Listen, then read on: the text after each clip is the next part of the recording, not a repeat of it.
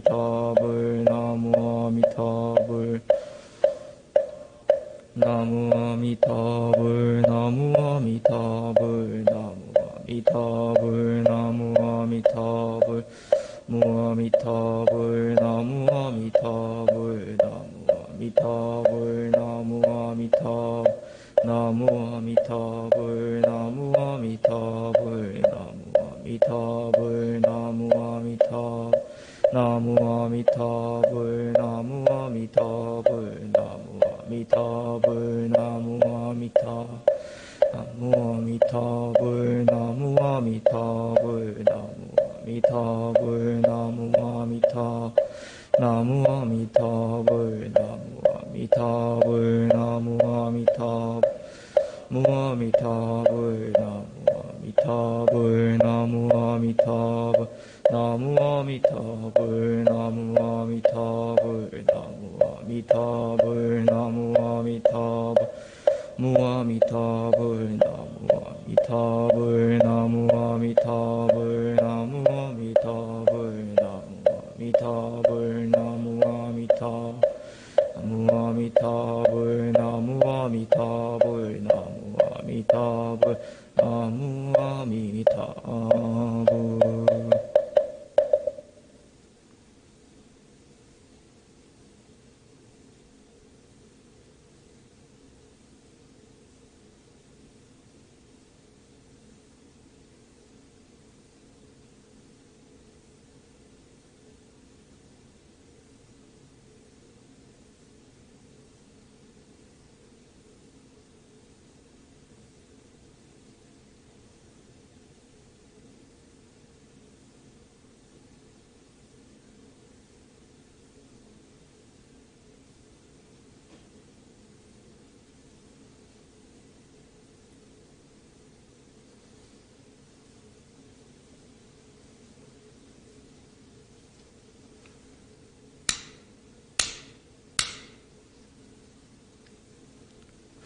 원기 106년 2월 24일 수요 마음 공부방 시작하겠습니다.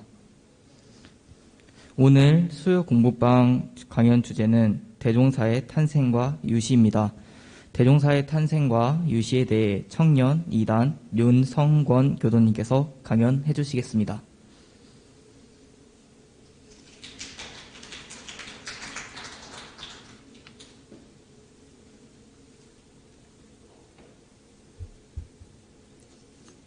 마스크 쓰고 하나요? 네, 벗고 하겠습니다. 네, 반갑습니다. 청년 2단 윤성권입니다. 저는 올해 37살이고 고향은 전북 익산입니다. 현재 재생에너지 정책을 연구하는 녹색에너지 전략연구소라는 곳에서 근무하고 있습니다. 안암교당에서는 청년의 기획총무부장을 맡고 있습니다. 어렴풋이 기억으로는 작년 4월에 불지품에 대해서 강연을 했습니다. 당시 거리두기 강화로 오프라인 모임이 취소된 상황에서 영상 녹화를 하며 다음과 같은 말을 했었습니다. 코로나19로 모두가 많은 어려움을 겪고 있습니다. 사회적 활동이 축소되어 이렇게 영상으로 말씀드리고 있지만 그래도 점차 나아지고 있으니 모두가 더 힘내서 이 난국을 하루빨리 헤쳐나갈 수 있었으면 좋겠습니다. 라고 얘기했는데 약 1년이 지난 지금 현재도 작년과 크게 달라지지 않은 것 같아서 매우 안타깝습니다. 하지만 그 마음을 뒤로하고 강연을 시작하겠습니다. 대종사의 탄생과 유시에 대해서 강연하겠습니다. 개요를 보시면 대종사의 탄생과 유시를 다 읽을 수는 없고 2페이지 대종사님의 어렸을 때 품성에 대해서부터 한번 읽어보겠습니다. 대종사님은 어려서부터 기상이 늠름하시고 도량이 활달하시며 모든 사물을 대함에 주의하는 선성이 있어 보고 듣고 말하고 행동함을 항상 범연히 아니하시며 매양 어른들을 조차 그 모든 언행에 묻기를 좋아하시며 남과의 약속에 한번 하기로 한 일은 아무리 어려운 일이라도 반드시 실행하시었다. 어리신 때에 마을 앞 개울가에서 큰 뱀을 보고도 놀라지 않고 그것을 쫓으신 일과 4세 때 부친과의 약속을 지켜 동학군 왔다는 경보로 부친을 크게 놀라게 하신 일과 10세 때 한문 사당 선생님과의 약속을 지켜 그날을 해전에 화제로 그를 크게 놀라게 하신 일 등은 대종사의 비범한 성격 일단을 보이는 일화들로서 당시 참견한 여러 사람은 혹은 장차 큰 일을 저지를 사람이라고 비방도 하고 혹은 장차 큰 인물이 되리라고 찬탄도 하였다. 읽어봐서 보시겠지만 본장은 내용이 많지 않습니다. 그리고 읽으면 어렵지 않게 이해할 수 있는 내용입니다.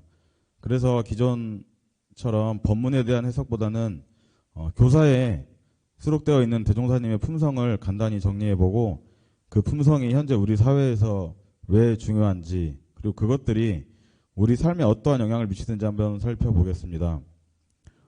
소태산 박종빈 대종사님께서는 1891년 음력 3월 27일에 전남 영광 백수면 길롱리에서 태어났습니다. 본관은 밀양이지만 조상들은 대대로 경기도 양주에서 살았습니다. 7대조 할아버지 때 영광 군서면으로 왔고 대종사님 탄생 7년 전에 길롱리로 이사했습니다. 부친이신 박혜경 선생님은 가난으로 공부는 못했지만 총명하고 민첩하며 사람들이 좋아했고 모친이신 유정천 선생님은 천성이 어질고 후덕하여 이웃 사람들에게 항상 덕이 있다라는 말을 들었다고 합니다. 그럼 본격적으로 대종사님의 품성에 대해서 보면 크게 세 가지로 정리됩니다. 첫째, 모든 사물을 대함에 주의하는 전성, 즉 주의력이 있다. 둘째, 모든 언행에 묻기를 좋아하시며 즉 질문을 잘했다. 셋째, 약속한 일은 반드시 실행하시었다. 즉 약속을 잘 지켰다. 첫째, 주의하는 전성이 있다. 보통 집중력이 좋다는 것으로 해석될 수 있지만 여러 전문가들 칼럼에 따르면 집중력과 주의력은 차이가 있습니다. 집중력은 주로 자기가 좋아하는 것에 몰두하는 것을 말한다면 주의력은 좋아하지 않는 것이라고 해도 몰두하는 것까지를 모두 포함합니다. 또한 집중력은 다른 사람과 상관없이 흥미를 느끼는 것에 저절로 빠져드는 것이고 주의력은 타인과의 상호작용을 통해 생겨나는 것으로 소통 능력이 중요한 영향을 미칩니다. 대종경 법문을 보면 대종사님은 항상 대화를 통해 대중을 깨우쳤습니다. 그리고 강론이 끝나면 나에게 더 물어볼 것이 없느냐라고 하며 제자들에게 정확히 이해하고 있는지 확인했고 또 그리고 일반 대중이 알아듣기 쉽게 말씀하셨습니다. 그런 의미에서 대종사님은 원래 주의력이 좋았지만 탁월한 소통 능력이 바탕이 되어서 그 부분이 더욱더 강력해진 것 같습니다. 둘째, 묻기를 좋아한다. 즉 질문을 잘하는 것입니다. 질문은 상대방에게 결정권을 넘겨주는 것입니다. 질문을 통해서 상대방은 선택할 기회를 갖게 되며 책임감까지 따르게 됩니다. 철학자인 최진석 교수님에 따르면 질문이 나오는 힘은 자신에게만 있는 욕망이라고 설명합니다. 욕망은 여기 있는 나를 저곳으로 움직이게 하는 의지이자 힘입니다. 이렇게 움직이게 하는 상상력과 창의력은 질문에서 시작됩니다. 질문은 욕망이 작동해야 가능하고 또한 질문은 장르를 개척한다고 합니다. 자동차를 생산하는 것보다 자동차라는 장르를 만드는 것처럼 말입니다. 살아있는 욕망과 질문하는 힘이 있어야 자신만의 장르를 만들고 또 나를 움직이게 할 수 있습니다. 마찬가지로 대종경이 대부분 문답으로 이루어진 것에서 그 실마리를 찾을 수 있습니다. 대종사님은 보통 어떤 주제에 대해 제자들에게 먼저 의견을 묻고 그 다음 설명을 했습니다. 교의품 29장에 그런 상황을 파악할 수 있습니다. 교의품 29장을 한번 읽어보겠습니다. 대종사 선원 대중에게 물으시기를 그대들은 여기서 무엇을 배우느냐고 묻는 이가 있다면 이렇게 대답하겠는가 하시니 한 선원은 3대력 공부를 한다 하겠나이다. 또 한 선원은 인생의 요도를 배운다 하겠나이다 하며 그 밖에도 여러 사람의 대답이 한결같지 아니한지라 대종사 들으시고 말씀하시기를 그대들의 말이 다 그럴듯하나 나 또한 거기에 부연하여 한 말 하여 주리니 자세히 들으라. 무릇 무슨 문답이나 그 상대편의 인물과 태도에 따라 그때에 적당한 대답을 하여야 할 것이나 대체적으로 대답한다면 나는 모든 사람들의 마음 작용하는 법을 가르친다고 할 것이며 거기에 다시 부분적으로 말하면 지식 있는 사람에게는 지식 사용하는 방식을, 권리 있는 사람에게는 권리 사용하는 방식을, 물질 있는 사람에게는 물질 사용하는 방식을 등등 이를 뭐라 말하자면 모든 재주와 모든 물질과 모든 환경을 오직 바른 도로 이용하도록 가르친다 함이니라. 셋째, 약속한 일을 반드시 실행하셨다. 즉 약속을 잘 지켰습니다. 약속을 어기기 시작하면 상대방에게 나쁘게 인식됩니다. 계속 일을 미루고 지각하는 사람이 있다면 저 친구는 항상 늦겠군. 다음에 중요한 일을 맡기더라도 제 시간에 못하겠군. 이라는 부정적인 생각이 그 사람을 지배하게 되어 여러 장애 요인으로 작용할 수도 있습니다. 그래서 언제까지 일을 처리하겠다고 하면 밤을 새더라도 해놓는 자세가 중요합니다. 약속을 잘 지켜서 신뢰, 신용이 쌓인 사람은 온 세상이 서로 도와주려고 합니다. 대종사님은 특신급 계문 7조인 신용업지 말멸을 엄중히 경계하며 사소한 일에서 신용을 지키는 모습을 보였습니다. 실시품 21장에도 그런 상황이 등장합니다. 제가 읽어보겠습니다. 대종사 몇 제자와 함께 총부 정문 밖에 나오심에 어린이 몇이 놀고 있다가 다 절을 하되 가장 어린아이 하나가 절을 아니하는지라. 대종사 그 아이를 어루만지시며 네가 절을 하면 과자를 주리라 하시니 그 아이가 절을 하거늘 대종사 웃으신 후 무심히 한참 동안 걸으시다가 문득 말씀하시기를 그대들은 잠깐 기다리라. 내가 볼일 하나를 잊었노라 하시고 다시 조실로 들어가시어 과자를 가져다가 그 아이에게 주신 후 가시니 대종사께서 비록 사소한 일이라도 항상 신을 지키심이 되게 이러하시니라. 네. 제가 이제 강연을 마쳤는데요. 제가 이 주제를 받았을 때 과연 이것으로 어떻게 강연할 수 있을까 고민을 많이 했습니다. 그래서 평소와 같이 여러 영상을 보고 또 책과 기사를 읽고 강연을 들으며 내 안에 여러 콘텐츠를 담았습니다. 보통 때라면 그것들이 그냥 다 좋은 내용이구나 하고 금방 잊어버렸을 텐데 강연 주제에 대한 고민의 끝을 놓지 않고 있다 보니 그게 자연스레 강연 주제와 연결되는 느낌을 받았습니다.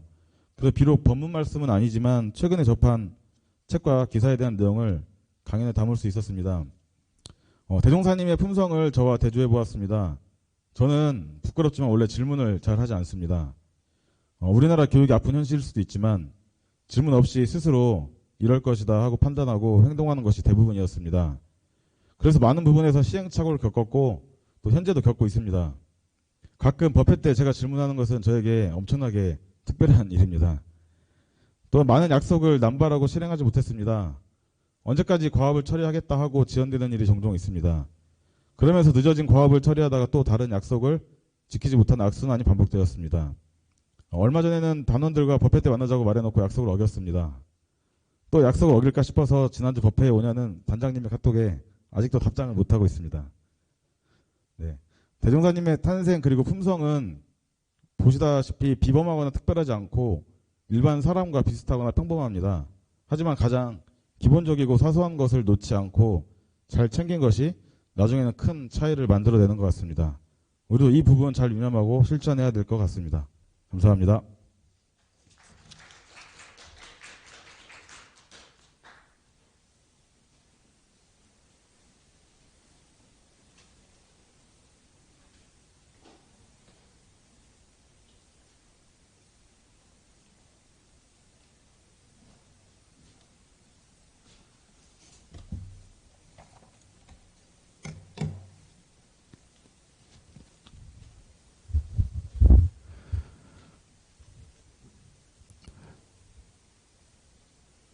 반갑습니다.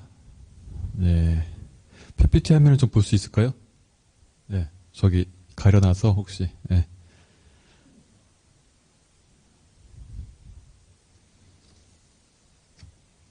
네. 오늘 우리 윤성건 교우의 강연을 들으면은 든 느낌은 핵심을 참 항상 잘 파악하고 있구나. 그리고 그것도 핵심을 또 자기 경험과 연결해서 재미있게 얘기해줘서 더 귀에 잘 쏙쏙 들어오는 것 같습니다. 오늘 우리 항상 반가운 사람들이지만은 더 또 많이 반가운 분들이 또 오셨고 오늘 우리 학사 이사를 하게 돼서 아주 많이 피곤할 텐데 우리 학사생들이 공부에 대한 또 공부심이 훌륭해서 또 빠짐없이 다 참석해서 참 감사한 마음입니다. 오늘은 이제 드디어 교사에서 대종사님 이제 시작하려고 하는데 오늘은 대종사님의 탄생과 유씨에 대해서 그러니까 유씨라는 것은 어린 시절이겠죠. 탄생과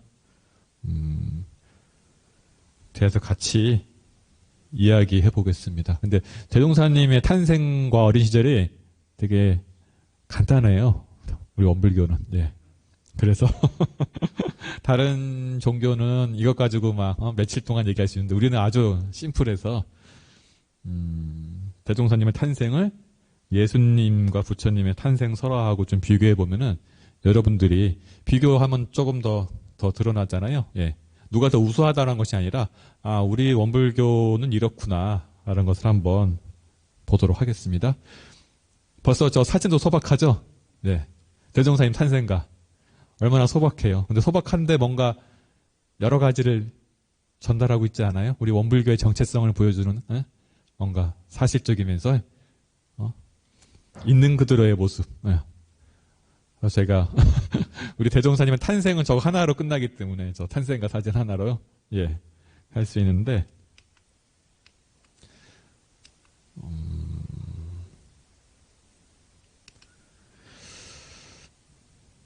이런 것 같아요. 저는 인도 영화를 되게 좋아해요. 어떤 사람은 유치하다고도 하는데 그냥 인도 영화가 특징이 인과에 아주 철저한 영화예요. 꼭 나쁜 사람은 꼭 벌을 받아요. 반전이 별로 없어요. 거의. 착한 사람은 복을 받고 나쁜 사람은 하고 그 중에서 이제 인도의 이 국민 배우가 나오는 PK 별에서 온 얼간이라는 영화가 있는데 참 좋은 영화예요. 신에 대해서 종교에 대해서 생각해 볼 수 있는 영화입니다. 이 영화와 연결돼서 이제 하나 할 수 있는 것이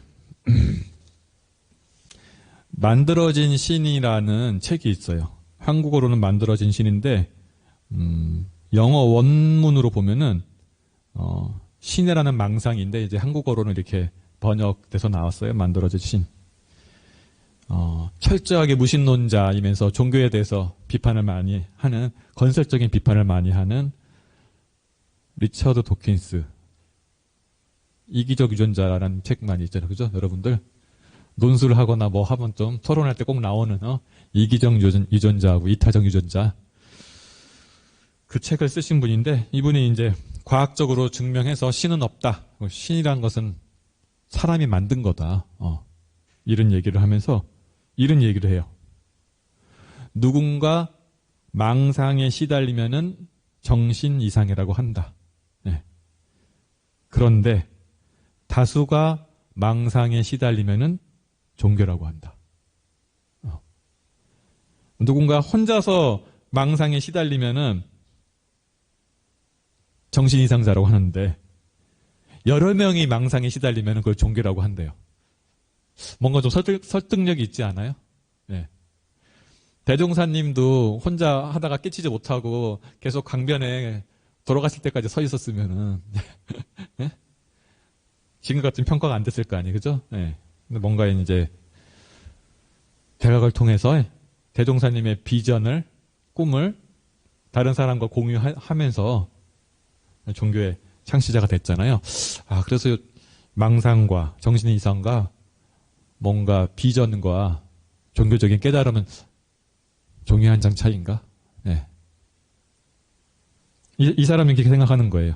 종교라는 것은 망상 아니냐? 신이란 것도 뭐 어딨냐? 인간이 만든 거 아니냐? 그러니까 신의 모습을 인간같이 만들어 놨잖아요. 그래서 신화 보면 그죠?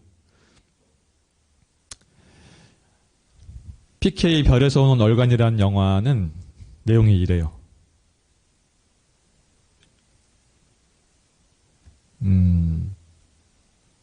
어떤 외계인이 지구에 오는데 우주선 리모컨을 잊어버려요. 그 지구에 대해서 아무것도 없는데 자기가 돌아가려면 그 우주선 리모컨이 있어야 되는데 그걸 잊어버리는 거예요. 그래서 어떻게 해가지고 옷도 어디서 이렇게 좀 얻고 돈도 좀 어떻게 이제 돈에 대한 개념도 없다가 또 알게 돼서 그러니까 이 사람은 이 외계인의 특징은 다른 사람의 손을 잡으면 그 사람의 기억에 다 들어오는 거예요, 이렇게.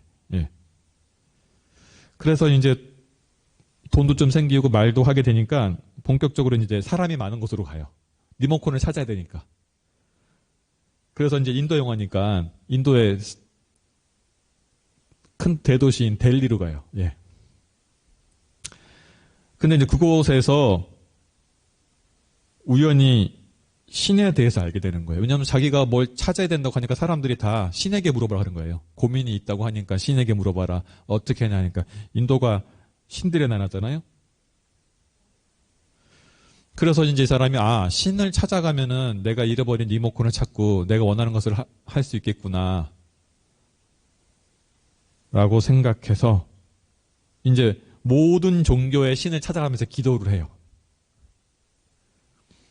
기도해서 리모컨 찾았을까요? 네. 리모컨 못 찾았어요. 못 찾고 뭔가 이제 신앙 행위 중에서 좀 이상한 것들이 있으면 이 사람은 이제 외계인이니까 있는 그대로 얘기하거든요. 이렇게 얘기하니까 사제들한테, 성직자들한테 수모도 당하고, 이상한 사람 취급받아요. 그래서 PK라는 별명을, 주정뱅이라는 뜻이거든요. 이렇게 받으면서 겨우겨우 살아가다가 어느 날 이제 이 사람이 신에 대한 진실, 종교에 대한 진실을 이야기하니까 어떤 사이비 성직자가 공경에 처하게 돼요. 맞는 말이니까. 그러니까 이제 이 사이비 성직자가 이 PK한테 공개 토론을 신청합니다. TV에서. 네. 서로 이제 논리적인 대결을 해요. 신이 있냐 없냐 뭐 종교에 대해서. 이때 이 PK가 하는 말이 있습니다. 제가 아는 신은 두 가지입니다. 당신들을 만든 신과 당신이 만든 신. 네. 당신들을 만든 신과 당신이 만든 신. 저는 PK의 말을 들으면서 대종사님에 대한 우리의 시각도 비슷하지 않을까. 실제로 대종사님에 대해서 우리가 바라는 그리고 우리가 기대하는 대종사님이 있고, 즉 내가 보고 싶고 믿고 싶고 생각하는 대종사님이 있고 실제의 역사적인 대종사님이 있을 거예요. 그죠? 네. 근데 여러분들이 종교에 대해서 잘못하게 되면은 내가 기대하는, 내가 믿고 싶은 대종사님을만 보려고 하면은 그때는 망상이 되는 거잖아요. 그죠? 그렇지 않아요? 우리 역사적인 대종사님을 봐야죠. 네. 있는 그대로 보고 싶은, 믿고 싶은 대종사님이 아니라 실제의 대종사님을 만나는 교사 공부 시간이 됐으면 좋겠다는 생각이 들어요. 네. 앞으로의 교사는 네. 역사잖아요. 그런 나의 선입견과 편견 이런 것이 아니라 그냥 있는 그대로의 대종사님을 여러분들이 만나야 된다.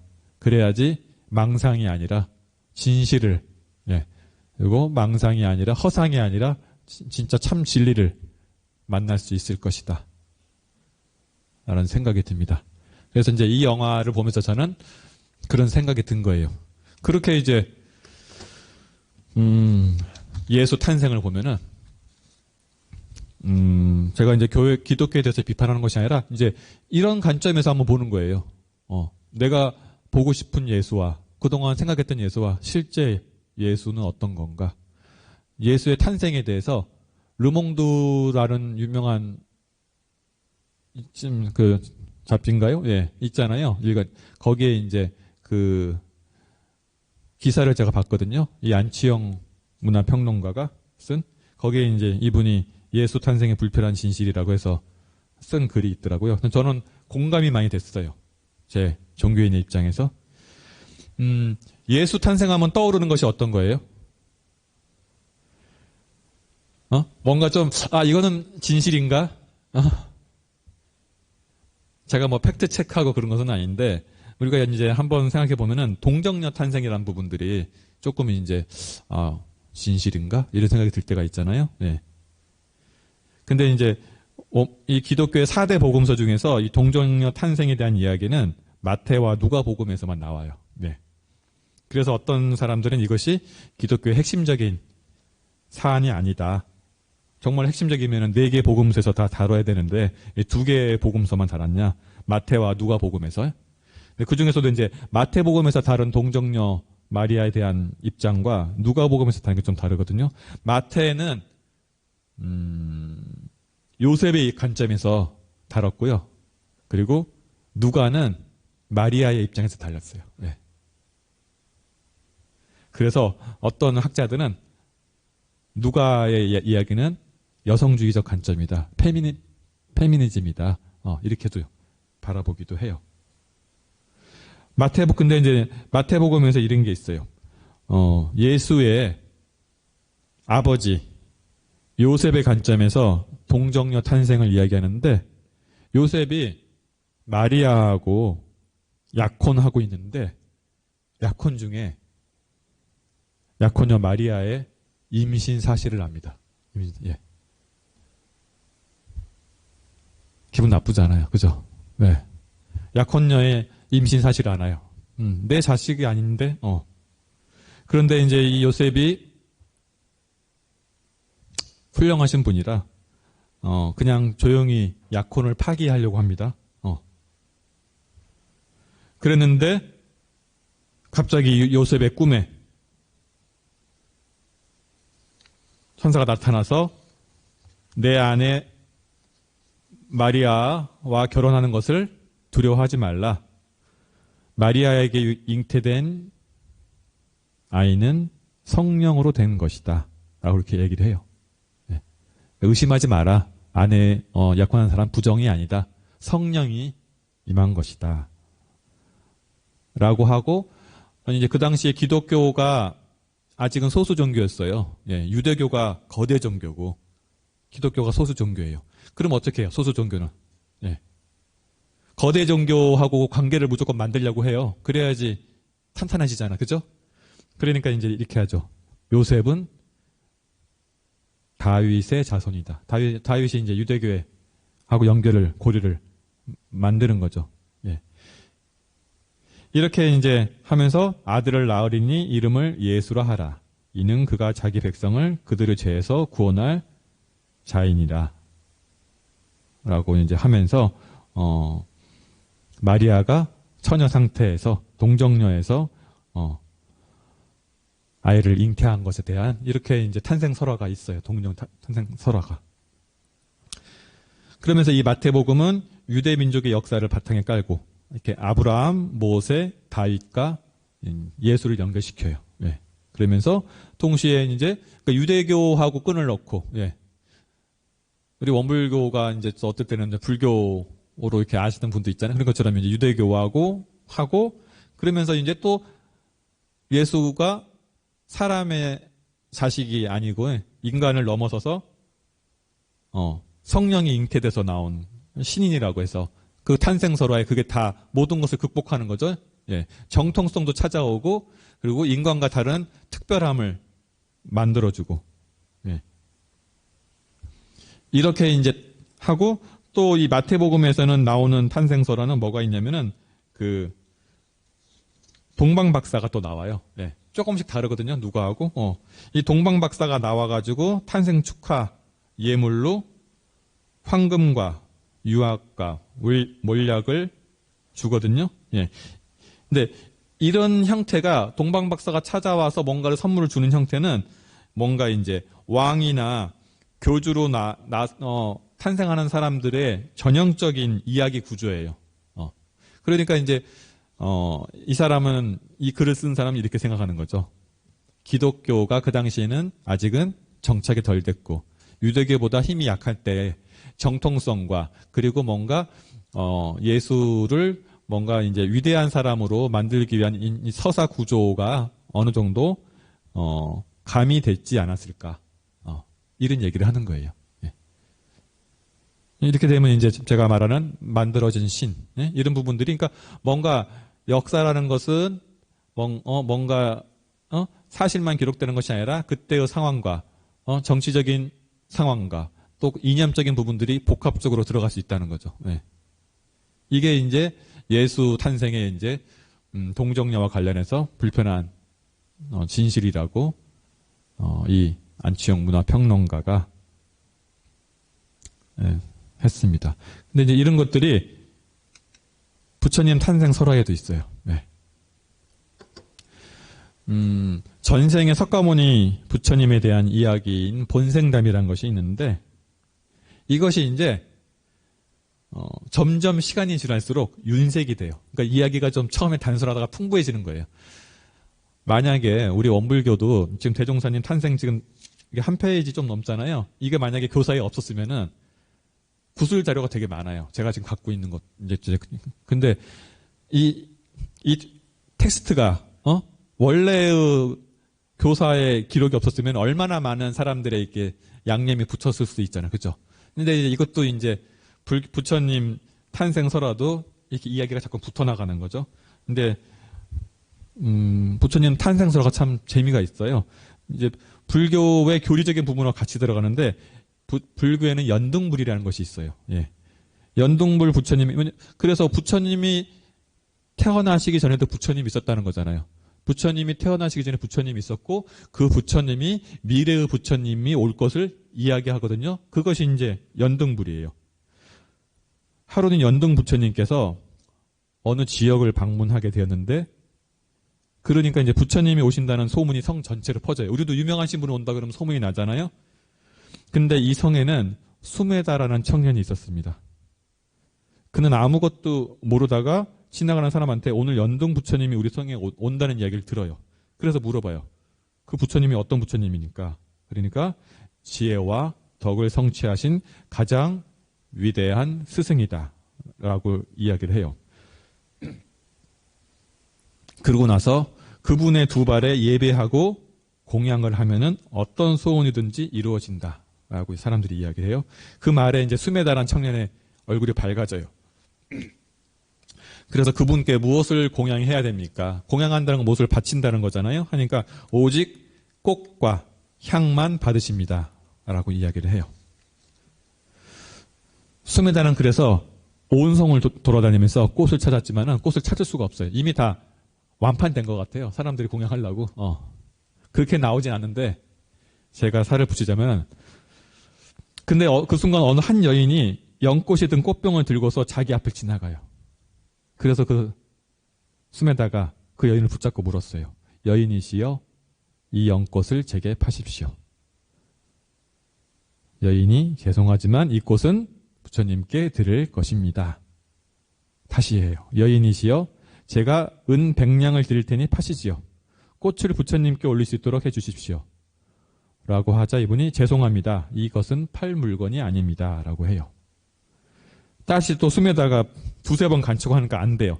수메다가 자기 주머니 다 뒤져보니까 이제 500냥이 있어요. 제 전 재산, 전 모든 돈을 다 드릴 테니까 꽃을 저에게 파십시오. 또라 얘기를 해요. 소매를 붙잡고 애원하는 수메다의 손길에 여인이 이제 마음이 조금 움직여서 7송이의 꽃을 줍니다. 그러면서 자신의 이름은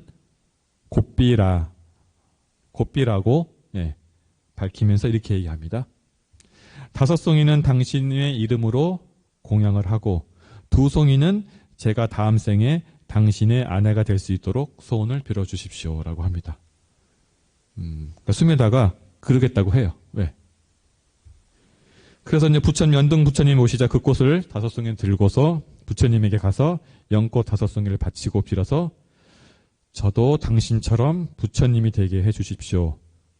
혼자만의 평안은 바라지 않습니다. 눈길과 발길이 닿는 곳마다 고통과 공포가 사라져 모든 이들이 행복을 누리게 해주십시오. 하늘 위 하늘 아래 모든 세계의 중생을 건질 수 있는 지혜와 공덕을 갖추게 해주십시오라고 부처님에게 연등 부처님한테 해요. 그리고 꽃 2송이를 주면서 곱비라는 여인이 다음 생에 저의 아내가 되게 해주십시오라고 이렇게 얘기를 합니다. 그러자 그 연등 부처님이 앞에 나타나서 이렇게 합니다. 너는 과거에서부터 현생까지 쌓은 지혜와 복덕이 많은 사람이다 라고 합니다. 그러자 이제 감동한 수메다는 부처님의 두 발에 머리를 조아려요. 지금 보는 저 그림이에요, 저게. 근데 이제 머리를 조아리려고 하니까 부처님이 이제 오셔야 되는데 땅이 질척대요. 네.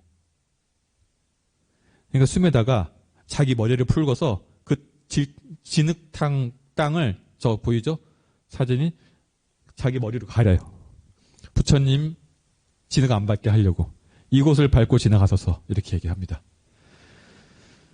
그러니까 이제 연등 부처님이 사람의 머리카락을 어찌 밟겠느냐. 그러니까 오직 부처님만이 그럴 수 있다고 이제 숨에다가 얘기를 하죠. 그러자 이제 부처님이 미소를 보이면서 백겁의 세월이 흐른 뒤 그대는 사바세계의 열애, 무소착, 등정각이 되어서 석가모니라 불릴 것이다 라고 하고는 이제 사라집니다. 이게 이제 부처님의 지금 여러분들이 알고 있는 마야부인 나오기 전에 배경이에요. 네. 프롤로그인가요? 네. 이게 이렇게 있어요. 이렇게 하고 나서 부처님 탄생설화 여러분들이 아는 게 있죠. 부처님이 마야부인에서 이제 태몽을 꾸잖아요. 코끼리가 오는, 예. 흰 코끼리가 오는 꿈을 꾸고 옆구리에서 태어났다라는 것이 이제 여러분들이 알고 있는 건데, 이것도 이제 상징적인 의미가 있는 거예요. 어떤 거냐면, 옆구리에서 태어났다는 것은, 그때가 힌두교사회잖아요. 힌두교사에서는 그 계급들에 따라서 태어나는 곳이 달라요. 예. 부처님은 당시 이제 그 샤카국의 숫도다나왕, 정반왕이라고 하죠. 그 왕의 아들로 태어난 시다르타 왕자. 왕자는 이제 카스트 계급에서 두 번째인 크샤트리아에 해당이 되는 신분이에요. 힌두교로 보면 이렇게 돼요. 사제 계급이 가장 높은데 사제 계급인 브라마는 신의 정수리에서 태어나고 왕족이나 무사가 속한 크샤트리아는 신의 옆구리에서 태어나요. 예. 평민인 바이샤는 브라만의 허벅지에서 태어나고 노예인 수드라는 브라만의 발에서 태어나요. 부처님은 이제 왕족이니까 허리에 옆구리에서 태어나시는 거죠. 그러니까 이제 이런 탄생설화에서는 그런 것들이 상황이 들어가 있고 부처님이 태어나시고 나서 7걸음을 걸으면서 천상천하 유아독존이란 말을 하시잖아요. 이 7걸음의 의미는 부처님이란 존재는 육도가 6가지잖아요. 육도 윤회를 벗어난 분이다. 7걸음이니까 그죠? 이런 의미가 있습니다. 그래서 이렇게 예수님의 탄생설화도 그런 정치적인 의미, 또 기독교적인 가치, 그 당시에 아직 기독교가 교세가 약해서 유대교와의 연결고리를 찾을 수밖에 없는 그런 것들이 있고, 그리고 불교도 뭔가 불교만의 독창적인 교류도 탄생한 것 같지만은 불교도 힌두교의 연결선상에서 만들어진 종교예요. 그래서 힌두교의 그런 계급주의가 녹아져 있고 인과라는 것도 윤회라는 것도 힌두교에 이미 있던 거잖아요. 이런 연등불이라는 것도 결국은 부처님이 수행을 통해서 수기 받으신 거잖아요. 이런 것들이 다 녹아져 있는 거죠. 그래서 우리가 오늘 제가 이야기하고 싶은 것은 만들어진 신, 우리가 만든 신. 그러니까 우리가 앞으로 이제 다음 교사부터 우리가 대종사님의 역사를 공부할 건데 여러 가지 감상이 들 거예요. 어떤 사람은 이렇게 대종사님이 평범해. 뭔가 좀 신비한 것이 없나? 또 어떤 사람은 또 너무 이것이 또 자기 생각하고 다른 종교의 탄생 배경, 교조의 모습이라고 생각할 수도 있어요. 근데 제가 이야기한 것처럼 우리 PK가 본 것처럼 내가 보고 싶은 모습을 보는 것이 아니라 있는 그들의 대종사님을 만나야 된다. 있는 그들의 역사를 만들어야 된다. 아까 우리 보면 이렇게 나와요. 대종사 어려서부터 기성이 늠름해서 몇 개 나오죠. 아까 우리 윤상공교우가 얘기했던 것은 4세 때 부친과의 약속을 지켜서 동학군이 왔다는 경보로 부친을 크게 놀라게 하신 일과 10세 때 한문서당 선생과의 약속을 지켜 그날 해전에 화재로 그를 크게 놀라게 한 일. 이거 이제 서당 선생님하고 내가 서당 선생님을 놀라게 하겠다고 해서 불을 지른 거예요. 그 서당 옆에다가. 이 비행 청소는 아니에요? 여러분 정확히 봐야죠. 비행 청소는 아니에요. 그거 불 지르는 거 잘하는 거예요. 그리고 앞에 보면은 어렸을 때 마을가에 큰 뱀을 보고도 놀라지 않았다. 쫓았다. 안전불감증 아니에요? 뱀 있으면 도망가야지. 왜 쫓아? 아직 7살도 안 됐는데. 예? 그러지 않나요? 여러분들 조카인데 한 5살, 6살이야. 뱀이 있는데 쫓아. 이상한 거 아니에요, 그거? 안전교육 제대로 못 받은 거잖아요. 그리고, 훈장님 놀라게 한다고 해서 불질렀어. 지금 보니까 대범하다고 해놨어요. 예.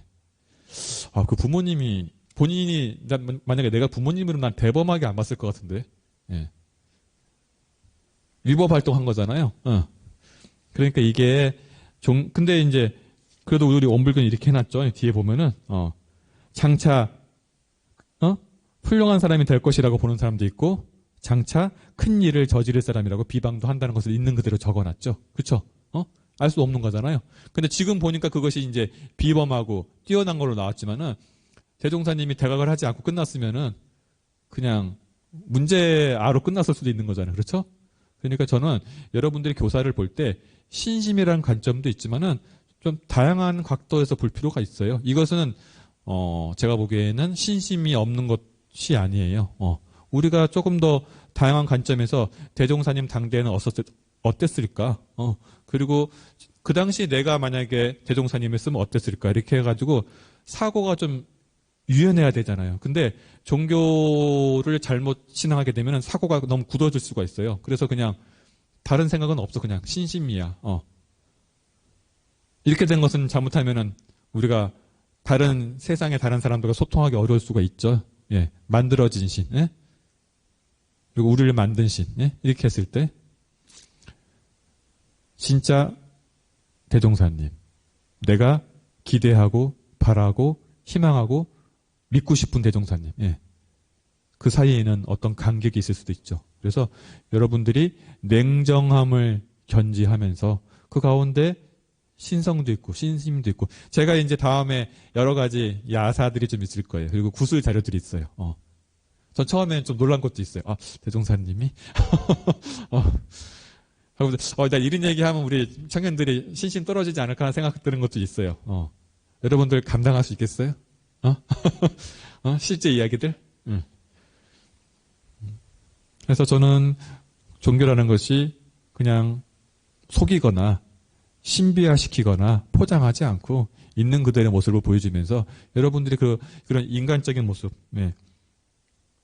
자연스러운 모습, 사실적인 모습, 이런 것들.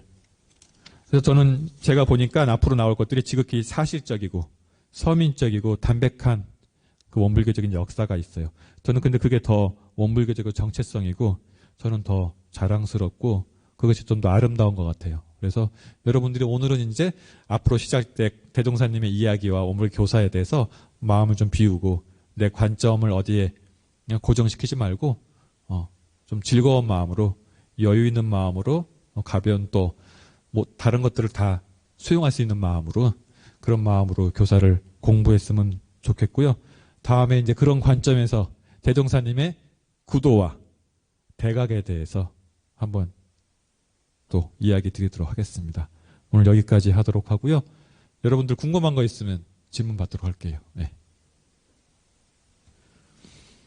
아까 성원교가 질문 해야 된다고 했잖아요. 그죠?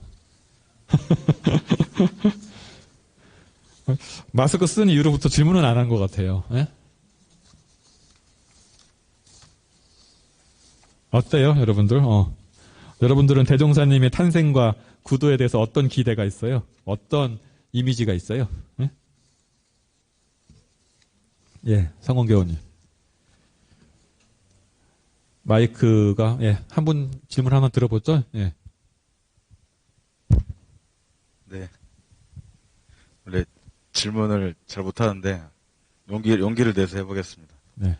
대종사의 탄생과 유시에 대해서 이제 저도 강연을 했는데 이제 저는 이제 그 정리된 텍스트를 보고 이제 한 건데 이 내용은 그러면 이제 어떻게 이제 이렇게 이 내용으로 정해진 건지. 교사가요? 예, 그러니까 특히 이제 탄생과 유시 부분은 많은 구술 자료가 있었다고 교수님도 말씀하셨는데. 네. 아마 막 논란도 많이 있었을 것 같아요. 이렇게 적으면 되냐 마냐 막 네. 어떻게 이렇게 확정이 된 건지 그런 좀 스토리를 알려주시죠. 저도 자세한 것은 다 모르지만은 이런 얘기 들었어요. 수의단에나 그 당시에 어른들이 모여서 이런 것을 하면은 좀 성자에 조금 위신해야 될 것들이 있고 또 이제 그 증언이 이렇게 구술 자료들이 좀 있어요, 몇 개. 근데 그것이 여러 사람이 통일된 내용이 아니라 좀씩 다르면은 조금 뺀 것 같기도 하고 그런 얘기들을 제가 다음에 좀 해줄 거예요. 네.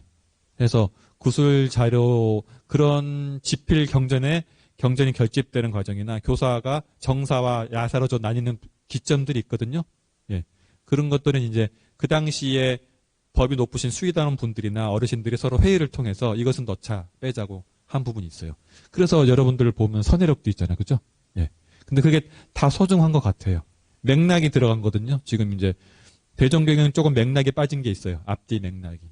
근데 그런 부분들이 있고 또 여러분들이 지금 우리 도서 자료부가 열심히 타이핑 하잖아요. 근데 그 타이핑에 하면서도 지금 너무 잘해주고 있는데 그 분위기나 맥락 같은 것도 있을 거 아니에요. 예. 사실 오늘은 우리가 학사 이사가 있었던 날인데 그런 맥락도 있었고 여러 가지 있을 텐데 그런 것까지 자세하게 기록이 안 된 것들도 좀 있죠. 예. 역사라는 것은 맥락이 더 들어가면 좋은데 맥락이나 이런 것들은 이제 아까 같이 그런 회의를 통해서 원불교는 이제 회의를 통해서 많이 한 것 같아요. 예. 저도 좀 더 이제 공부를 해봐야 되지만 대답이 됐나요? 네. 그래요. 그러면 그래도 오늘 또 혹시 궁금한 거 있으세요? 다음에는 이제 또 궁금한 것도 더 활발하게 질문해 주시고요. 오늘은 약간 예고편 같이 이렇게 해드리고 교사 첫 번째 대종사님의 탄생과 유시 마치도록 하겠습니다. 감사합니다.